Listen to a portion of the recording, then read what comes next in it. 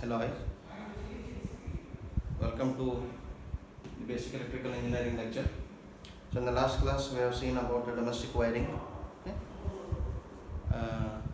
There we saw how the wiring is connected from the mains to the houses, and inside the house how the wiring is taken to each meter board, switchboard, and we have looked into the earthing, importance of earthing, types of earthing, and the different protective devices what we generally use in our houses. Okay. So today we will start with another electrical machine, induction motor, and more specifically three-phase induction motor.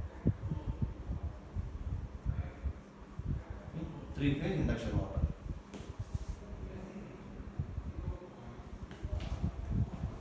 So during the start of transformer chapter, I had discussed what are the different types of electrical machines we had. Okay. So out of those type of machines we already dealt two types. So the different types of machines are the one which will convert mechanical energy to electrical energy, that we call them as generators. The one that transfer electrical energy from one to other circuit, that we call transformers. Those two machines we already have gone through.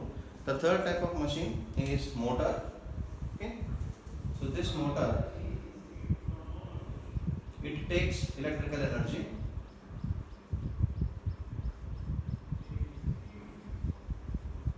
and gives out mechanical energy. It takes electrical energy and gives out mechanical energy. Okay. So we have come across these motors, and we come across these motors every day. Okay.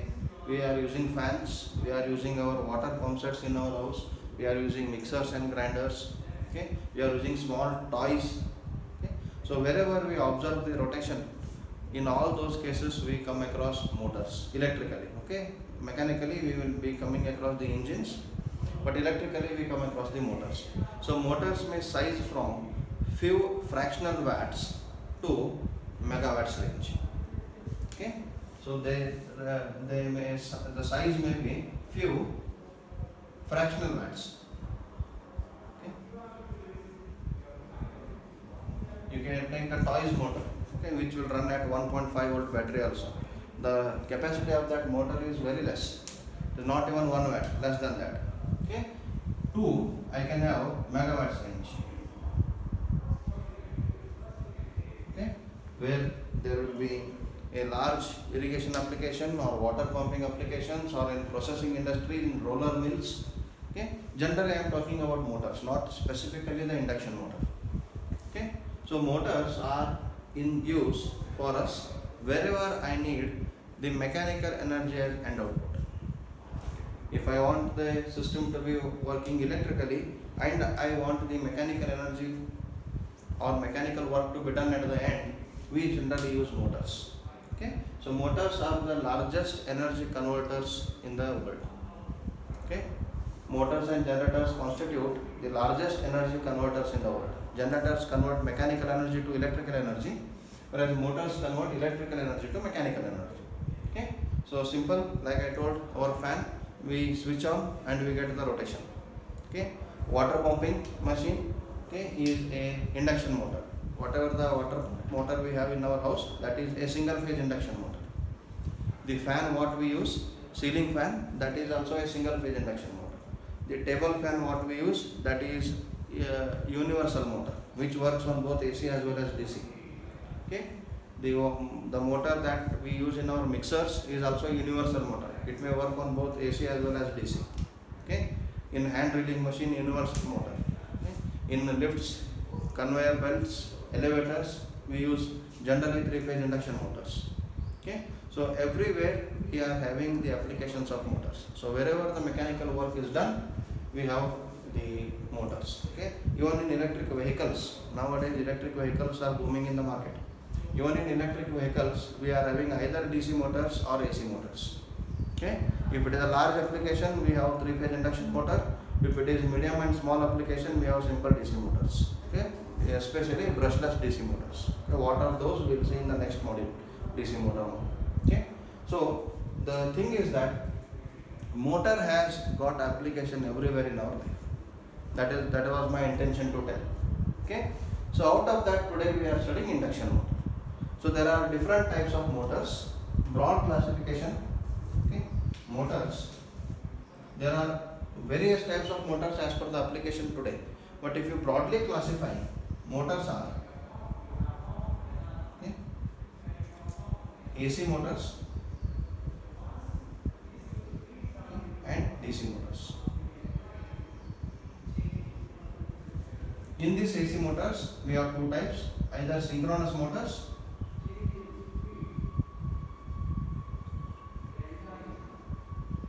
and induction motors.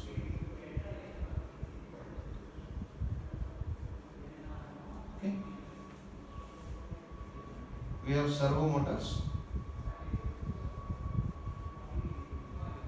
we have stepper motors, we have reluctance motors, brushless motors, so many of motors we have. Okay. And in the DC motors, we have, we'll stop there only in DC motors, because anyway we are studying the complete DC motor module itself. So in DC motors there are various types depending upon their connections. Okay, and in DC motors there can be brushless DC motors,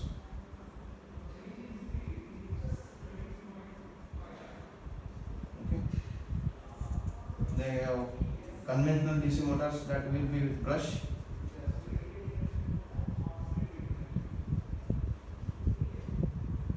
There can be DC servo motor, there can be AC servo motor. Okay, so many motors we have. So what we are interested now in this unit is to study the induction motors. Okay, so these induction motors will found the large application where the mechanical work has to be done. Out of all the motors, if you see, more than 50% of the applications are owned by induction motors. Okay, more than 50% of the applications are served by induction motors. Okay, so in this we have single phase induction motor and we have three phase induction motor. Okay, and for our study we have three phase induction motor. Single phase induction motor is not for the study, so we will not look into that. We have three phase induction motor for our syllabus, for our study.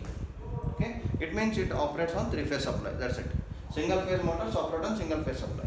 Like I told, the water pump motor what we have in our house is a single phase induction motor. The ceiling fan is a single phase induction motor. Okay, whereas table fan is not induction motor. Table fan is universal motor. It comes under DC motor. Okay, DC series motor is called a universal motor. Okay. So with this classification of motors, we will actually go into the induction motor.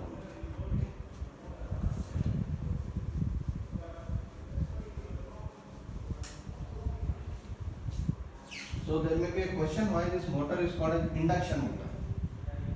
Okay, why this motor is called an induction motor? Because it works on principle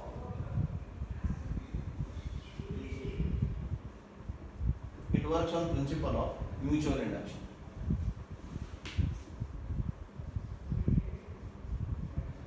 Exactly based on the principle of transformer. Okay, transformer also works on the principle of mutual induction. Induction motor also works on the principle of mutual induction. Okay. Though why we use induction motor everywhere? When we have DC motor, when we have synchronous motor, why we use induction motor everywhere? Synchronous motor is used only when there is only one speed of operation. Synchronous motor operates only at one speed, that is synchronous speed. Okay. Whereas induction motor I can vary the speed, but variation of speed of induction motor will sacrifice the efficiency.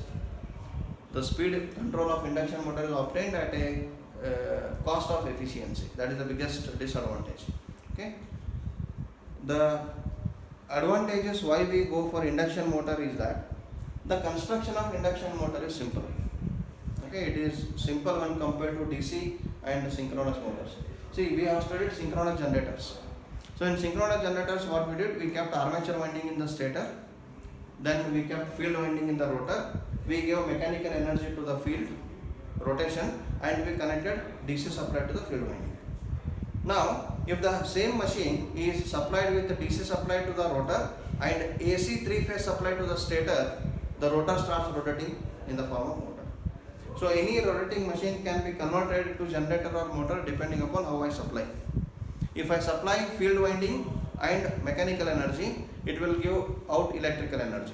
If I supply field winding and electrical energy, it will give out mechanical energy. Okay, but the operation and efficiencies will be different for both the operations, but I can operate still. The synchronous motor can be operated, synchronous generator can be operated at synchronous motor. Okay, the advantage of the induction motor is that it is very simple in construction. Okay, the cost is much less when compared to DC and synchronous motors. Okay. The efficiency is much better when compared to DC and synchronous motor. The power factor is also good for this when it is operated at full load condition. Okay. The maintenance is very less, and biggest advantage is induction motor is self-starting. Okay. Biggest advantage is induction motor is a self-starting motor. It means that if I have to start the synchronous motor, I should give armature 3-phase supply and field DC supply. So 2 supplies I need. In case of DC motor, if I have to start, I should be supplying DC supply into the field and DC supply to the armature. Again there we need 2 supplies. But whereas in induction motor, I have to simply supply 3-phase AC to the stator, motor starts rotating. What is the principle? We will look into that in the further topics.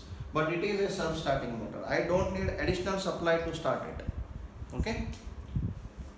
Now, how do the motor work? That is very much important. Okay. Why the motor will rotate? See, every one of us has played with the magnets. Yes. I have 2 magnets here.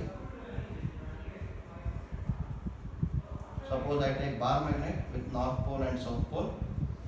I have another bar magnet with north pole and south pole. Now, when I keep these 2 magnets near to each other, now if I keep these 2 magnets near to each other, or what I will do is, I will keep this magnet fixed at one point. I will make this magnet, or I will move the magnet, second magnet near to the first magnet. Now what will happen? When this moves here,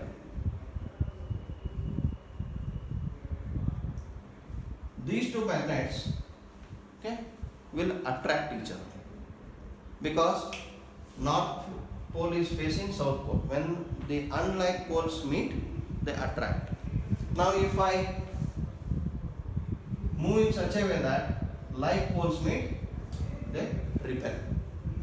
This every one of us know. Okay, that when I take the magnet in the same space, 2 magnets in the same space, okay, then when the like pole meet, they attract each other. When the unlike poles meet, they repel each other. This is a common kids play. But what do we understand from this is, now I will fix this magnet and I will simply keep this magnet near to first magnet. When this magnet comes sufficiently near to the first magnet, that is when the second magnet will come in the magnetic field of first magnet, it either gets attracted or gets repelled. Okay.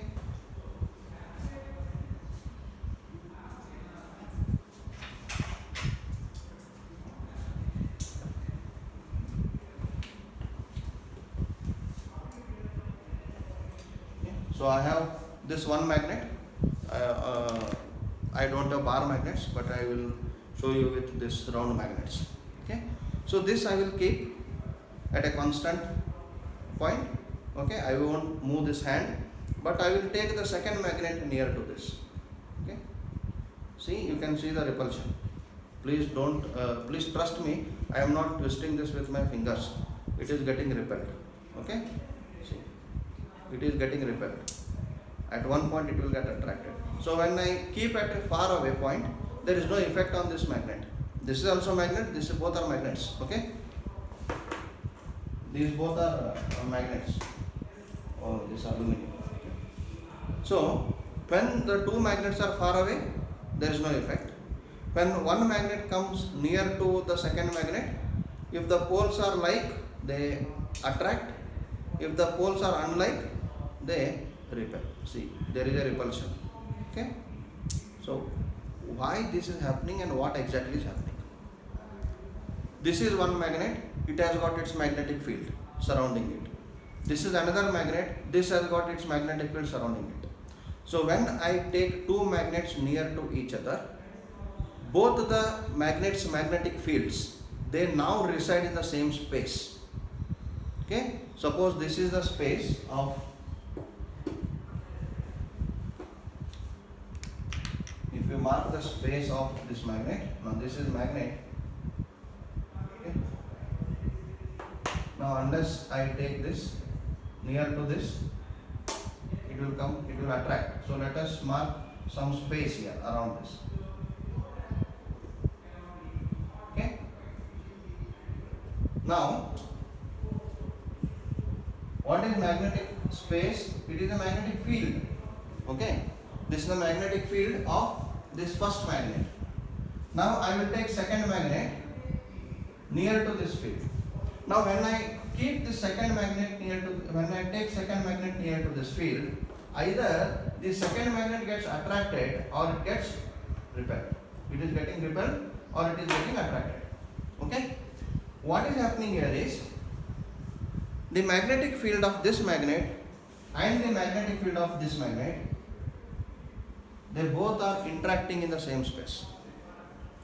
Okay, now when there is only one magnet, when I keep this magnet, surrounding this magnet there is only one magnetic field. Okay, here I keep another magnet, surrounding this magnet there is only one magnetic field. Okay, now when I keep these two magnets sufficiently near to each other, okay, or if I keep the first magnet into the magnetic field of second magnet and second magnet into the magnetic field of first magnet, what will happen? When I take this second magnet near to, I will show this here. If I take second magnet near to the first magnet, in this space, okay, in this space,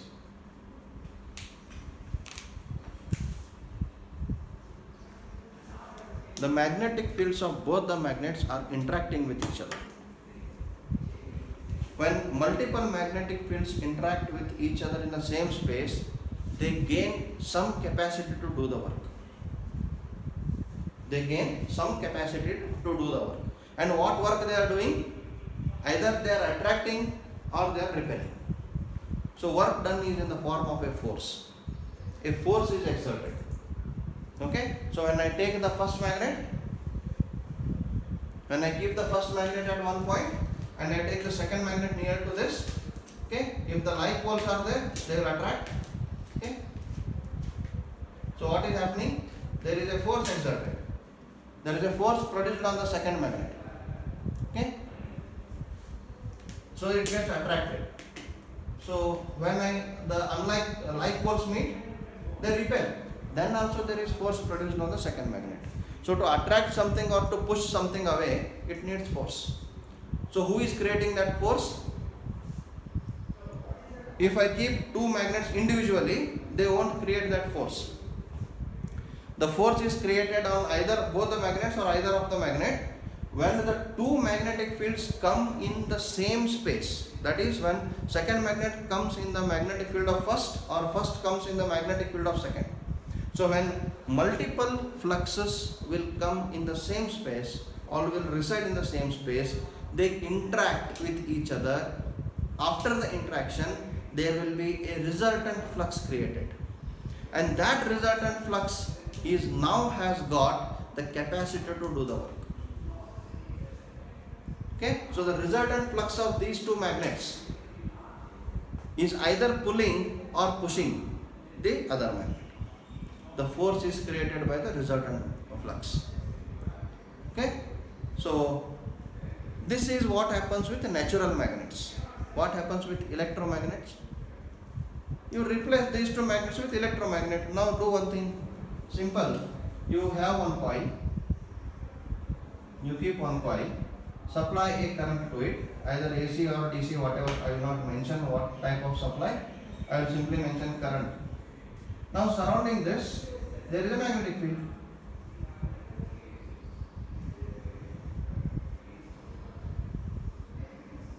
Surrounding this, there is a magnetic field. Okay. So depending upon the lines of flux, I decide this is north pole and this is south pole. Now you take one more coil. You take one more coil here.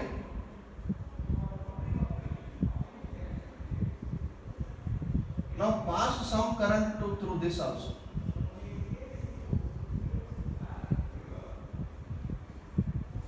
It will create its own flux. Okay, let this be say flux 1, phi 1, let this be flux 2, phi 2.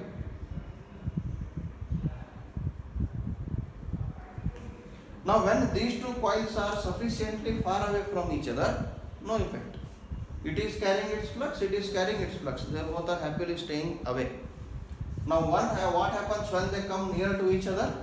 Now what I will do? Second case, I will take this coil in the magnetic field of first coil.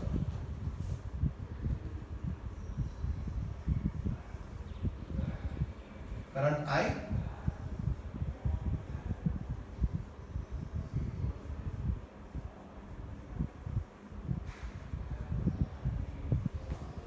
Now in this space, there are two fluxes simultaneously existing. The moment two fluxes exist, they interact with each other and get a resultant flux. Okay. So now, either of the two or both coils will experience a force. Now if I keep this first coil rigid or fixed,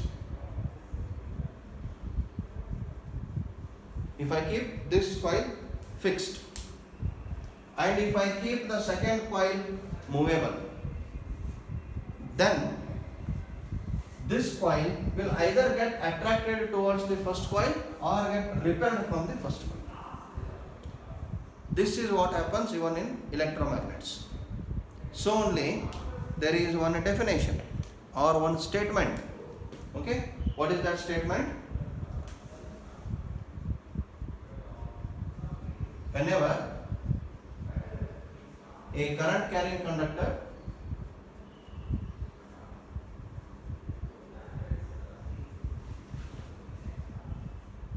is placed in a magnetic field, whenever a current carrying conductor is placed in magnetic field,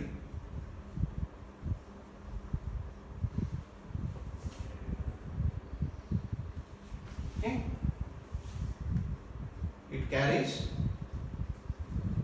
current. Sorry, a current carrying conductor placed in a magnetic field, or current carrying conductor, or I can call current carrying coil, whatever. Current carrying conductor placed in a magnetic field, the conductor or coil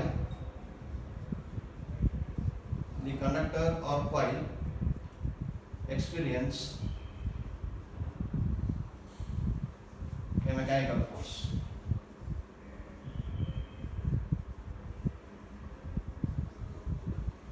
It will experience a mechanical force. Okay. So this is the fundamental principle of operation of motor. Okay. This is the fundamental principle of operation of motor. Every motor operates with this principle. Okay. So whenever a current carrying conductor is placed in a magnetic field, it will experience, the current conductor will experience a mechanical force. Why it experiences mechanical force? Just now I told. The two fluxes will interact in the same space, therefore either there has to be repulsion or there has to be attraction. In both the cases it is a mechanical force. Okay. So this principle we will make use, and then we will construct a motor. Okay. But I don't want the moving part of my motor to be linearly moving, because linear motion has got limitation over a distance. Now if I create an arrangement in the construction of the motor such that the mechanical force produced is obtained continuous at the same point, and that I can do by making the moving part of the system to be rotating. So the force is produced on the rotating part of the body about a fixed axis. That is how my motor starts rotating. Okay, so I will give current to one coil which will create one flux. I will give current to second coil which will create another flux, and I will make sure that these two coils are so near to each other that the current carried by both the coils will create flux that will fall in the same space, and they interact and force is produced. Okay, now to this second coil, if I provide the current externally, that is called conduction motor. Okay, if I have the first coil or the stationary coil, to the stationary coil if I provide one source current, and if I provide the rotating coil second source current, both the coils are carrying the current through conduction process because I am connecting two sources to them. That is called conduction motor. My DC motor and synchronous motors are conduction motors. Whereas now what I will do, I will simply short this. Okay, I will short this. The moment the first coil will carry the current, it will create the flux, and if the flux created is alternating, okay, the alternating flux will induce an EMF in the coil. Because the coil is shorted, the current is flown. Now the effect is current carrying second coil is placed in the magnetic field of first coil. The moment second coil starts carrying the current, it will create its own flux. Now how the current is generated in the second coil? It is through induction. Okay, so I am inducing the current in the second coil. That motor is called induction motor, and this is what I am doing in my induction motor. Okay, in the second coil I am inducing the current, okay, from the current flowing in the first coil. Is it transformer action? In transformer what I did, I supplied to primary and I placed a secondary near to the primary through core. Then the flux created by primary linked to the secondary. Because flux was alternating, the secondary winding got EMF induced in it. But it was through core, and there I did not want any rotating of the second coil or moving of the second coil. Now what I do, I will not put any core for the induction motor because I want rotation, I want moment. Okay, so therefore I will create an air gap between one coil and the second coil. Between one coil and the second coil. Therefore there will be an air gap between the stationary part and the rotating part. Okay, there will be air gap between stationary part and the rotating part, and that air gap will be so minimum, it will not be crossing more than 2 to 2.5 mm for the largest of the machines. The water pump what we see in our house is having air gap of less than 0.5 mm. You can imagine the gap between stator and rotor less than 0.5 millimeters. So small gap is given there. Okay, so this is how I will build the motor for my application. If I provide second coil supply, it becomes conduction motor, that is done in DC and synchronous motors. If I short the second coil and make the EMF induced, current induced, flux induced in the second coil, that is called induction motor. That is what is happening here. Okay, in induction motor. Okay, so now we got to know what is motor, how the motor is operating with its principle. The principle of operation of motor is this statement. The principle of operation of generator and transformer is whenever the change in flux is linked by the conductor, or whenever the conductor experiences the change in flux linking to it, an EMF is induced. That is principle of generator. What is principle of motor? Whenever a current carrying conductor is placed in a magnetic field, the conductor will experience a force. Why it experiences force? Because already I have a magnetic field. A current carrying conductor is having its own magnetic field. When that magnetic field come in contact with the first magnetic field, the two fields will interact and the force is exerted either in the form of repulsion or in the form of attraction. Okay? But in the motors, that force is in the form of rotation. Okay? Okay, that force in the form of rotation. But fundamentally, the force exerted between stator and rotor is again either a repulsive force or an attractive force. Okay, more of it is repulsive force, because if it is attractive force, motor will not rotate, rotor will not rotate. It will be more of repulsive force. Okay. So this is all about the fundamental understanding of an induction motor operation. Briefly, I can say principle also. Okay. Now we will move to the construction.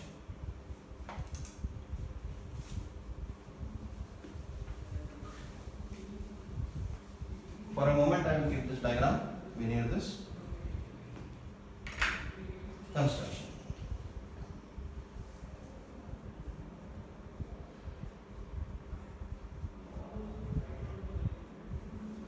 So it is very much clear from this point that one part of the motor should be stationary, one part of the motor should be rotating. So definitely I will be having a stator and a rotor. Okay. So in the construction, main parts are stator, second is rotor. Okay. Stator is of only one type. Okay. It is stationary. Rotor is rotating, as the name suggests, and rotors are of two types. One is slip ring induction motor or slip ring rotor, and second is squirrel cage rotor.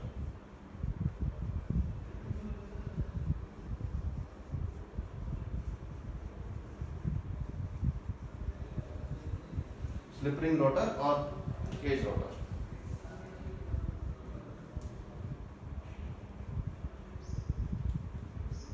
Okay.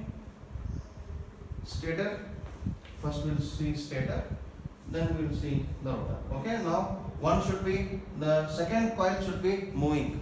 So I place second coil in the rotor. Simple. First coil should be stationary. I place first coil in the stator. Second coil should be rotor. Okay. So stator, using stator, the stator of three-phase induction motor is exactly like the stator of synchronous generator. There is no change. It is a hollow cylinder.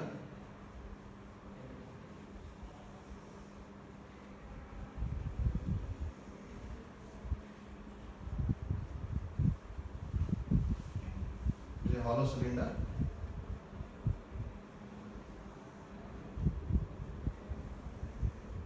There in the generators we call the stator as armature.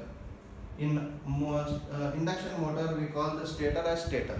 We don't call it as armature or anything. It is a stator and it is a rotor.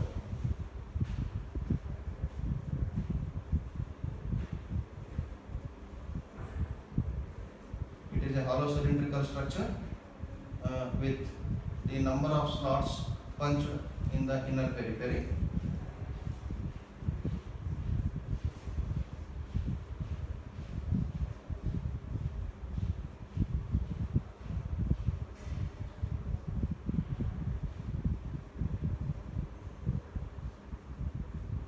So on, these slots continue. Okay. And this contains, the slots contain the stator winding.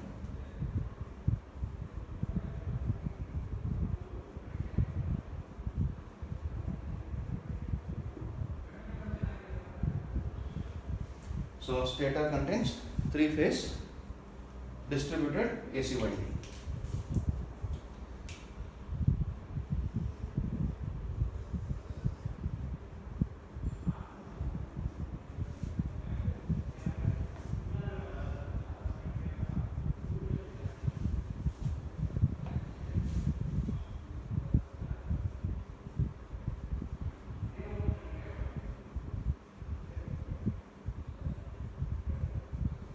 Please note, the difference is, in synchronous generator we had in a terminal box the DC supply also, plus and minus terminal for VDC, but in three-phase induction motor I give only three-phase supply to the stator. There are no any other connections there.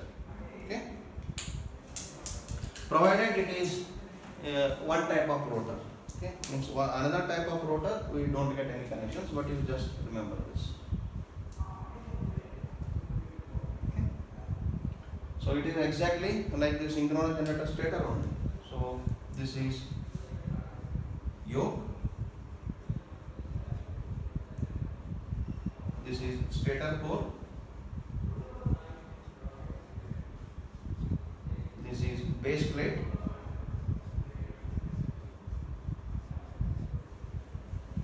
This is rotor slot. Sorry, stator slot.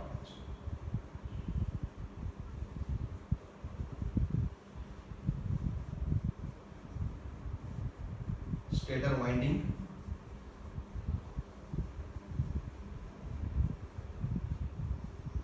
This is lifting eye.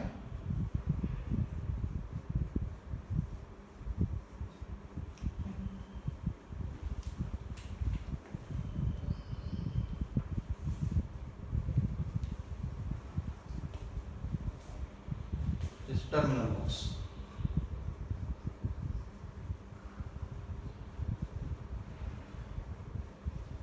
Okay, this is terminal box.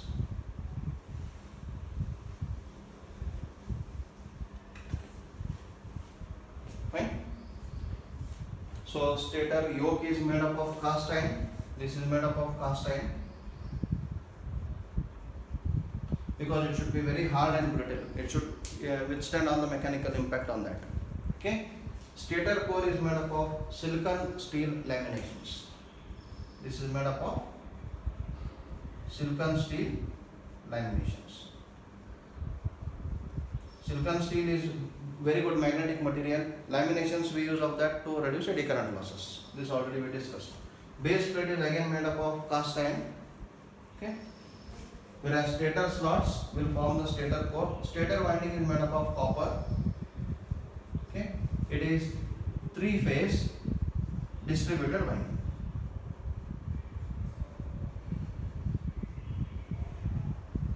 Three-phase distributed winding wound for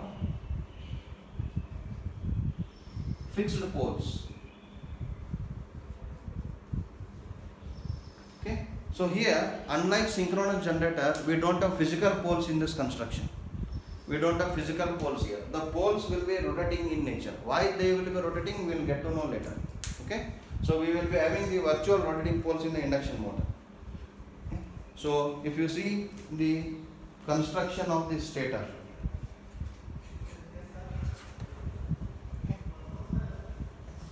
it will look like this.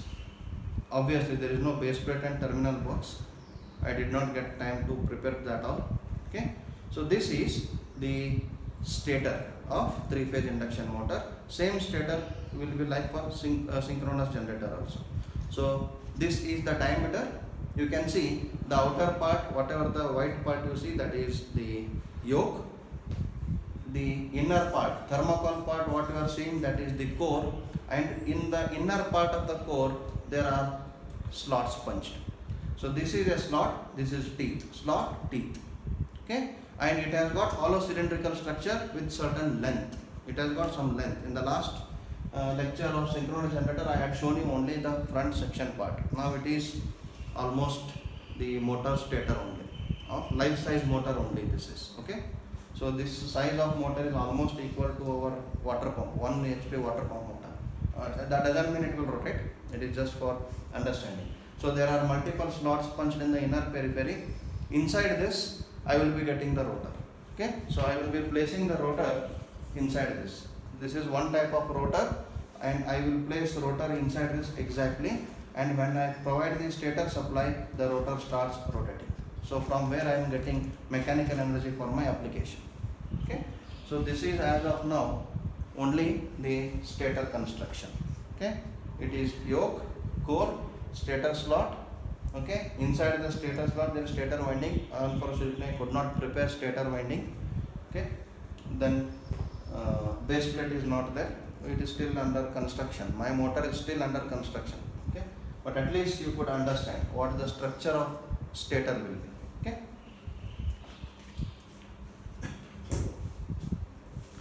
So next is rotor part. Rotor of 3-phase induction motor.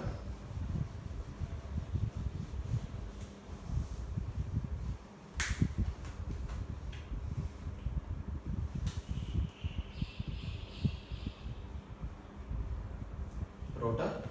Okay. So one type of rotor, there are two types I told. One is slip ring induction motor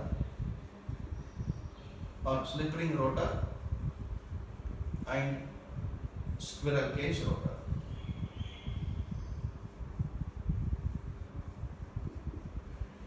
If the rotor usually is slip ring rotor, I call that motor a slip ring induction motor. If the rotor usually is squirrel cage rotor, that is called squirrel cage induction motor. Okay. So first we'll see slip ring rotor.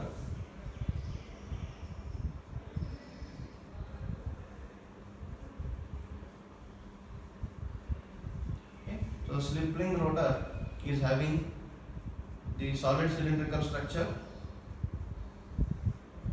Okay.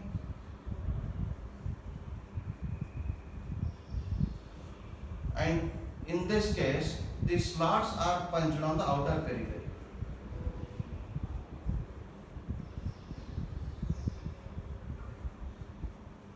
So these are slots and these are teeth. Okay. So the slots are punched on the outer periphery.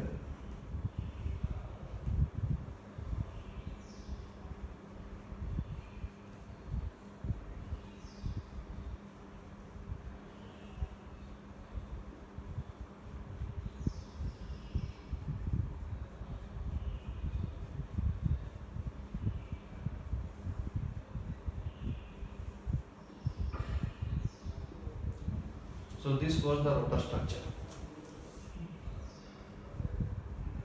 This is teeth.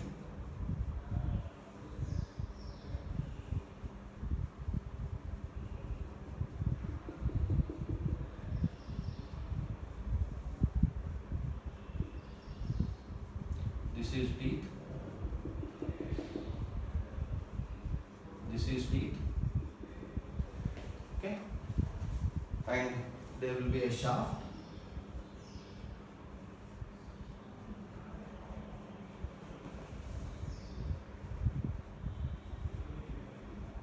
And upon this shaft, there will be slip rings provided.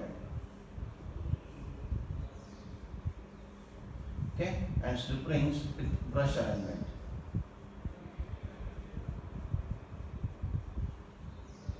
And this is connected with external resistance.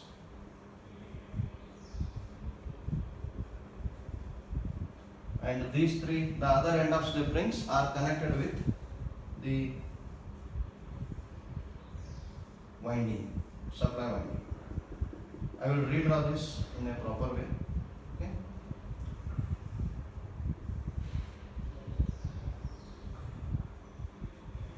So this is the rough construction of 3-phase induction rotor.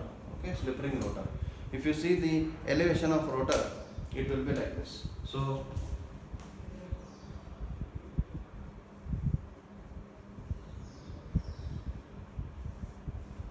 this is the slot, sorry, the shaft.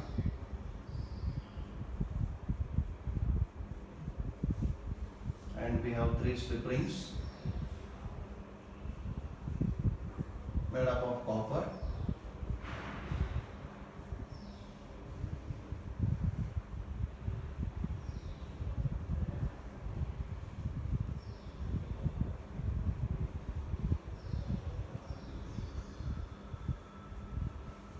Okay. And I have number of slots on the outer periphery.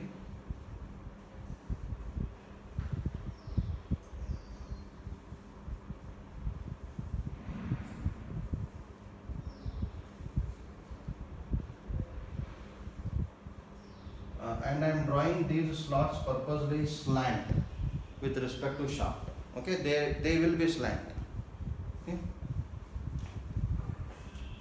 So in this, the windings carry 3-phase distributed winding. The slots carry 3-phase distributed winding. Okay, many number of conductors will be carried in each slot.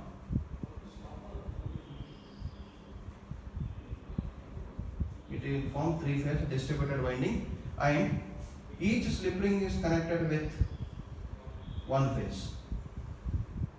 Three phases, three slip rings. So these are fixed. Okay, I am connecting each slip ring with one phase. The slip rings are made up of copper. Why I am using slip ring? Because I want to connect external resistance to the rotor. Already we have discussed in the synchronous generator how to connect a stationary supply or stationary circuit to a rotating circuit, that is through slip rings. So when the rotor rotates, slip rings will also rotate and they will be in contact with the external circuit through brushes. So this is the resistance.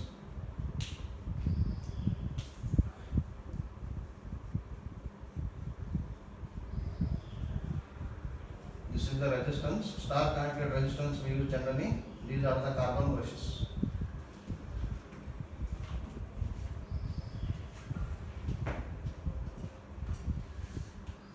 So these are carbon brushes. So this is shaft. These are rotor slots. This is rotor winding.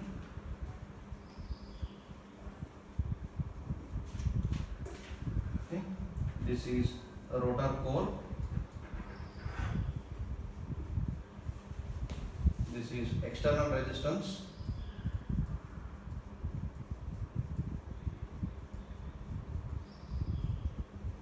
These are copper slip rings.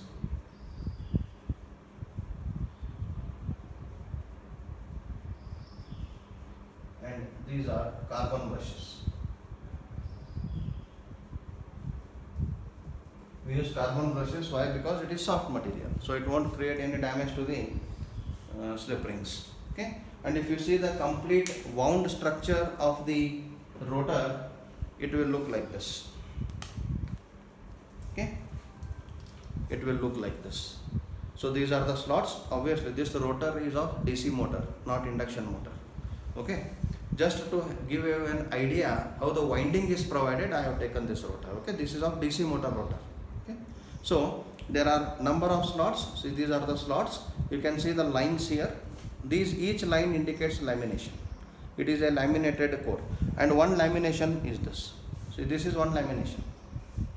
Okay, you can see the thickness of one lamination. It is not even 1 mm. Okay, fine. So this is one lamination.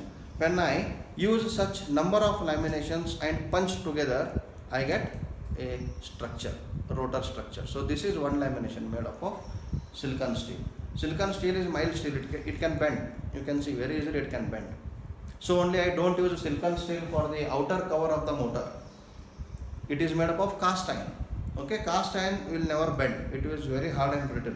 Okay, you see the shaft. Shaft is made up of cast iron. This shaft will never bend. Okay, it will break, but it will never bend. Okay, so this is the rotor structure and how the winding is provided.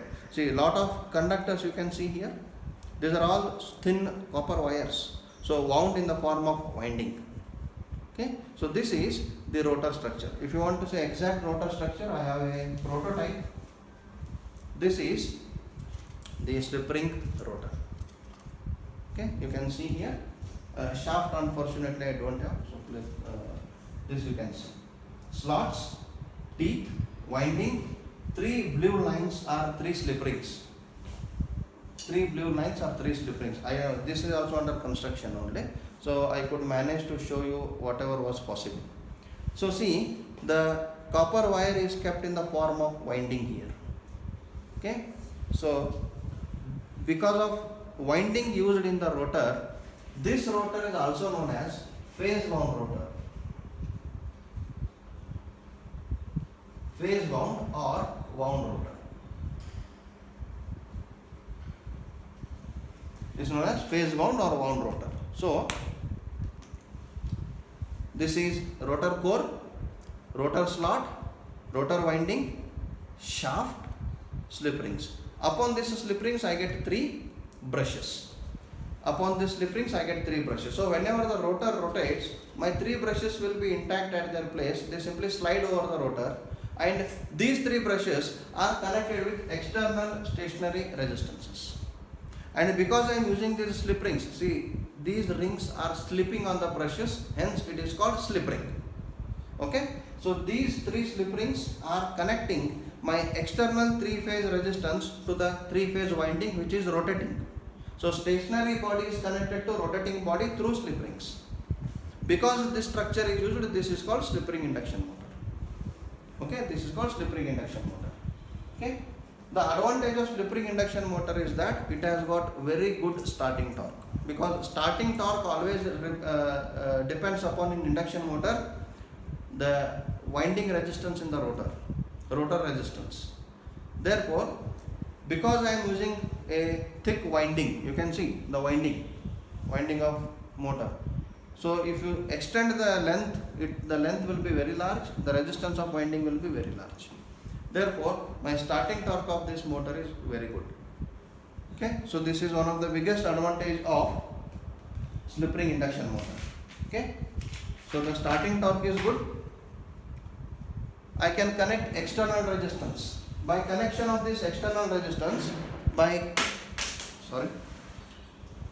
varying this external resistance, I can control the speed of the rotor. That is biggest advantage. One more biggest advantage is that by controlling or by varying the external resistance, I can vary the speed of the motor. Okay. The motor is very smooth running. Okay, and the slip ring motors can be built for very large capacity. Because I am using winding, I can change the winding as of my requirement. Okay, so this is about slip ring induction motor. The shaft is made up of cast iron, rotor slots, everything is made up of silicon steel laminations. If you see laminations, you can observe here. Okay, these are the lines what you see here. The lines, each line is one lamination. Okay, so it is made up of laminations, silicon steel laminations. Okay, slip rings are made up of copper. Okay, slip rings are made up of copper. These 3 slip rings are made up of copper rings. Brushes are made up of carbon, because carbon is smooth material. But what is the disadvantage? The disadvantage is that it is costlier, because it has got winding, it has got slip ring, it has got brushes, it has to be punched with a number of slots. Okay, so it is a bit costlier. The maintenance is more, because there will be regular wear and tear of the brushes. So I have 3 brushes here which are continuously sliding over the rotating slip rings. Because of that, there will be wearing in the brushes. So once there is enough wearing of the brushes may lose contact over the slip ring and motor will stop the operation. Hence, there will be cyclic maintenance of the motor in the form of replacing the brushes or in the form of replacing the slip rings if they are too much wear out because of mechanical damage, in case if any. Okay, and all those things will make this motor costly. The size of the motor is larger for the same capacity when compared to squirrel cage, because this slip ring and brush arrangement will add additional space in the motor. This will add additional space in the motor. And because I am using winding, okay, see here, this wire is coming out of the slot. This wire is coming out of the slot.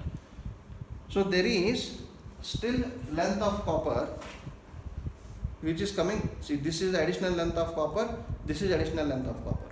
So I should make my motor more lengthier. The cover should be covering this additional length also. So therefore the size of the motor available will be more for the same cost, for the same capacity of the motor when compared to squirrel cage. And also the length will increase because of slip rings, because slip rings have to be placed after the winding. There should be sufficient gap between the slip rings and the winding. Therefore, the overall length of the machine is large when compared to cage rotor. Okay, so this is all about slip ring induction motor. Okay, so in the next class we will discuss about the squirrel cage induction motor, that is cage rotor. Okay, or I will finish it now only because it takes hardly 5 minutes. Okay.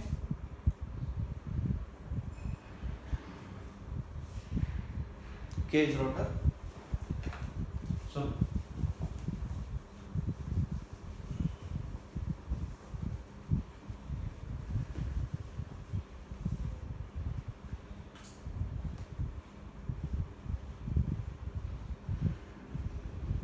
squirrel cage rotor.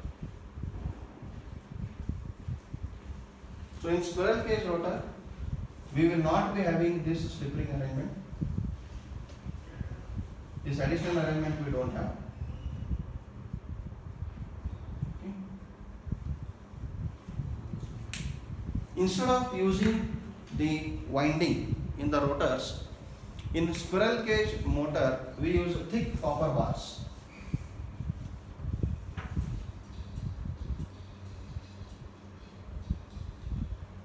We use thick copper bars, and these copper bars are not placed in the form of winding here. They are not placed in the form of turns.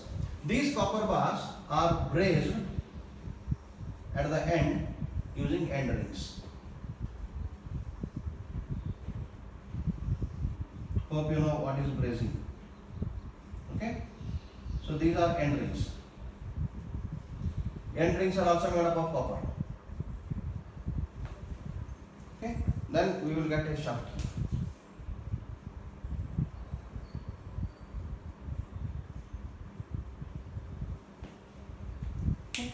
So rotor slots, we don't get rotor winding, instead we call rotor bars. Thick copper bar it will be, okay, thick copper conductor. Rotor slot, this is rotor core, and these are end rings.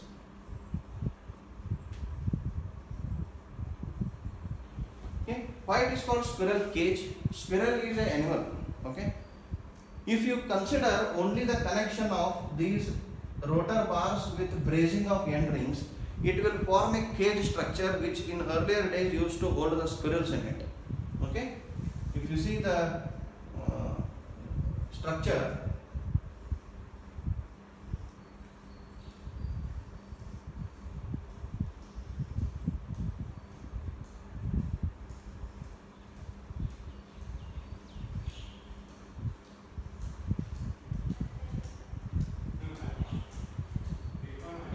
so these are end rings, and if I brace, okay, these end rings will thick copper bars.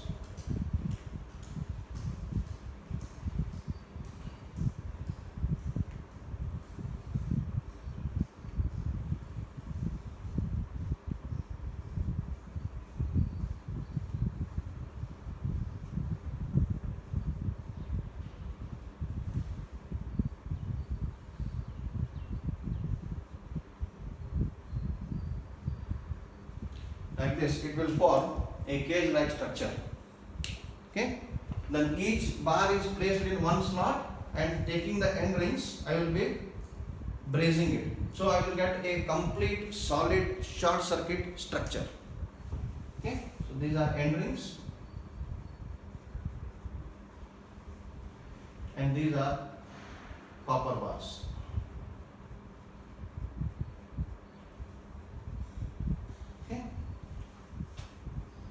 So this type of rotor construction is very solid, very strong mechanically. It is mechanically very much robust. So for all heavy load applications, I will be using squirrel cage induction motor or cage motor. It is also known as cage rotor. It is also known as cage rotor or squirrel cage. So when you see this structure, it will form a cage-like structure to hold the squirrels. Okay, I have a small prototype for that. This. These two are the end rings, and this is a copper bar. Okay, so you can consider this as one thick copper bar. Now see the cross section of wire and the cross section of bar. So this is wire. So this is a wire. Okay. Or winding for what we use. This is the conductor that I use in my squirrel cage motor or rotor. So this very thick copper bars. Obviously this is not copper. This is a wood. This is a prototype. Okay. So when I open the core of the motor, if I see the structure, the cage rotor will be of this structure. Is it forming a cage structure? If I close both the ends, it will form a cage, right? So this type of cage in earlier days used to hold the squirrels, hence it is called squirrel cage rotor. That's it. Okay. Now these are the end rings. You can see at the end rings the copper bars are braced. I used Fevicol here, but actually it will be braced. Okay. So these are the copper bars are braced here. Now is it an entire short circuit rotor? Electrically this is completely short circuited system. In the slip ring rotor also, I used the external resistances and I shorted all three resistances on the other end.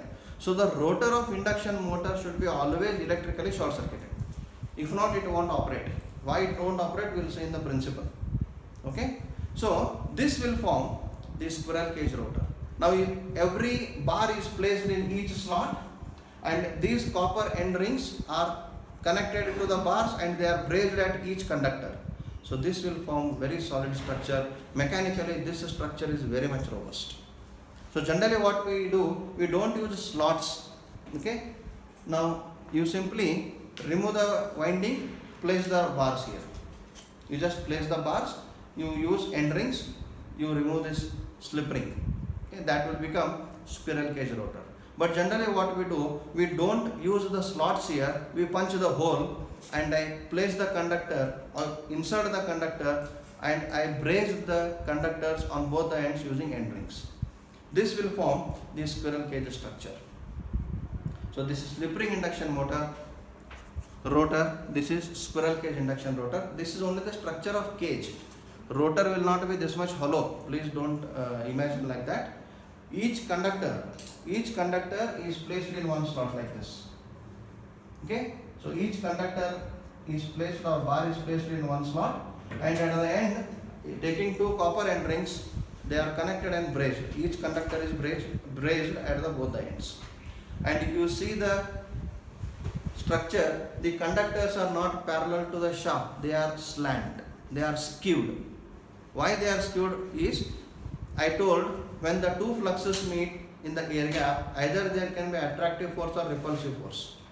If there are attractive forces generated, then the rotor will get attracted towards the stator and it will never move. It will be locked. That is called magnetic locking. So to avoid the attraction of this conductor throughout, you can see here. Okay. So throughout the length of the motor, the conductor will be having attractive force with the stator winding. Then each rotor conductor is getting attracted to each rotor slot. Therefore, the rotor will refuse to move. It won't move, it won't rotate. It will magnetically get locked. That is called magnetic locking or cogging. To avoid this problem, I simply make the conductors skewed. The slots I make skewed and automatically when I place the bar will get skewed and there will not be attractive forces throughout the length and it will not cause the magnetic locking. So to overcome magnetic locking, whether it is slip ring rotor or a cage rotor, the slots are skewed. Therefore, the magnetic locking is avoided. Because of this very strong mechanical construction, this is mechanically very much robust and used for large load application. This is one of the biggest advantage. The second advantage is it is very simple in construction. Take the core, punch the slots, put the bars, brace with end rings. Construction is over. Okay. Another advantage is maintenance is zero. I need not to maintain anything here. Simply I have to place it. Okay. And efficiency and power factor is better, okay, for this cage rotor. And there can't be any fire hazard like the slip ring. In slip ring, the carbon brushes are sliding over the slip rings. Therefore, there may be a spark between the brush and the slip ring and it may cause fire hazard. There is nothing of that sort. So therefore, it is less hazardous. Okay. So life of the rotor is very good. Disadvantage, it has got low starting torque. Because of thick copper bars, the resistance of copper bar is much less than the resistance of winding. Per slot, only one copper bar. So the resistance of resistance per slot is only resistance of this bar. But whereas in case of slip ring motor, so many conductors I have. R equal to rho L by A. Area is less, length is more. Therefore, resistance is more for this winding. Area is more, length is only this much. Therefore, resistance is very less. Because resistance is less, starting torque is less. Okay, that is another disadvantage. Okay.